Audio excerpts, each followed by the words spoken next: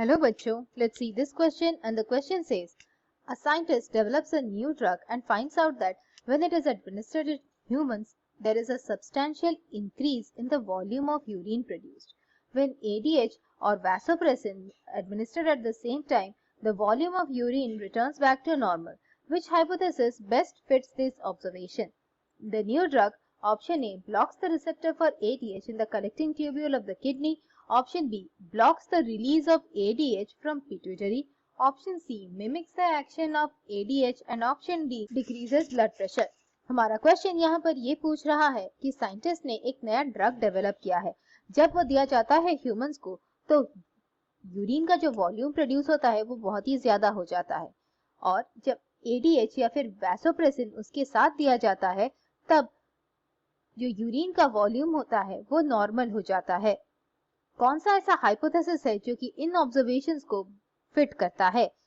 पहला है कि ड्रग रिसेप्टर को ब्लॉक करता है जो कि ADH के लिए है, वो भी कलेक्टिंग ट्यूब्यूल्स में। दूसरा है ये ADH के रिलीज को ब्लॉक करता है पिट्यूटरी से। तीसरा है ये मिमिक करता है ADH के एक्शन को, यानी कि ये ADH का जो एक्शन होता है, जैसा एक्शन होता है वो वैसा ही करता है। और चौथा है कि ये ब्लड प्रेशर को डिक्रीज करता है।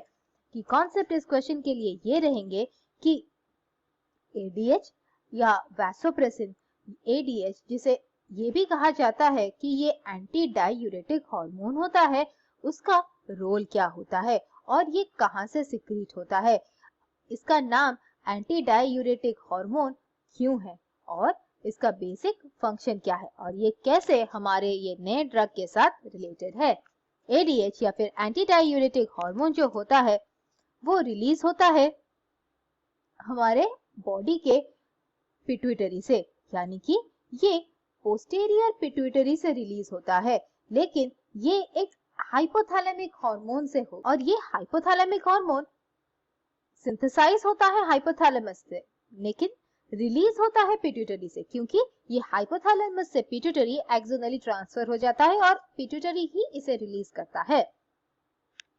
इसका नाम एंटी डाययूरेटिक हार्मोन इसीलिए है क्योंकि ये डाययूरेसिस प्रिवेंट करता है, और डाययूरेसिस मतलब क्योंकि डाइल्यूटेड यूरिन का रिलीज होना ये प्रिवेंट करता है। इसका फंक्शन कुछ इस तरह है कि ये जो कलेक्टिंग डक्ट में जो कि रीनल ट्यूब्यूल्स का एंड पार्ट होता है वहां पर ये एक्ट करता है, रिसेप्टर के साइड बाइंड करता है और वहां से ये वाटर का रीअब्जॉर्प्शन बढ़ाता है, और वाटर के रीअब्जॉर्प्शन से बढ़ाने से यूरिन का जो वॉल्यूम होगा वो घट जाएगा।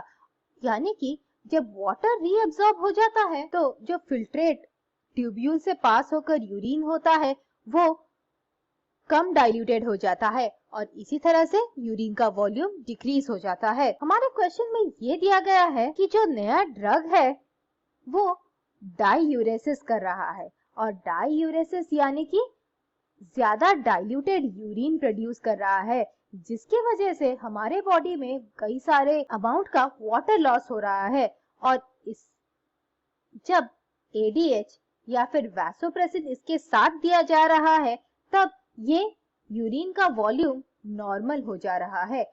ये मैकेनिज्म कैसे हो रहा है और ये ड्रग कैसे एक्ट कर रहा है, हमें ये जानना है। ड्रग बेसिकली ADH का रिलीज जो कि पोस्टीरियर पिट्यूटरी से हो रहा है उसे ब्लॉक कर रहा है, और इसी के कारण जब ADH दिया जा रहा है ड्रग के साथ तब यूरिन वॉल्यूम नॉर्मल हो रहा है। अगर ये ब्लॉक करता सिर्फ ADH का एक्शन, वो भी डिस्टल ट्यूब्यूल्स पर, तब एक्स्ट्रा एडिशनल ADH देने पर ये यूरिन का वॉल्यूम कभी नॉर्मल नहीं होता। इसीलिए हमारे क्वेश्चन के हिसाब से ऑप्शंस दिए गए हैं कि पहला ये रिसेप्टर को ब्लॉक करता है ADH का जो कि कलेक्टिंग ट्यूब्यूल्स पे होते हैं, ये नहीं हो सकता, क्योंकि अगर ये रिसेप्टर को ब्लॉक करता जब एक्स्ट्रा एडिशनल ADH दिया जा रहा है तब यूरिन नॉर्मल नहीं होता, और इसी के कारण ऑप्शन ए हमारा आंसर नहीं है। दूसरा ये दिया गया है कि ये ADH का रिलीज पिट्यूटरी से ब्लॉक कर रहा है, और ये सही है क्योंकि अगर ADH का रिलीज ब्लॉक हो रहा है तब एडिशनल ADH देने पर ये कलेक्टिंग डक्ट पर इजीली एक्ट कर सकता है और यूरिन का वॉल्यूम नॉर्मल हो सकता है। इसीलिए हमारा आंसर है ऑप्शन बी। दूसरा है यानी कि ऑप्शन सी जो दिया गया है कि एडीएच के एक्शन को मिमिक करता है, ये नहीं हो सकता। अगर एडीएच के एक्शन को ड्रग मिमिक करता तो फिर डायूरेसिस नहीं होता। और चौथा दिया गया है कि यह ब्लड प्रेशर को डिक्रीज कर रहा है। अगर ब्लड प्रेशर डिक्रीज होगा तो डायूरेसिस नहीं हो सकता। इसीलिए हमारा आंसर रहेगा option B. I hope you understood the solution. Thank you and all the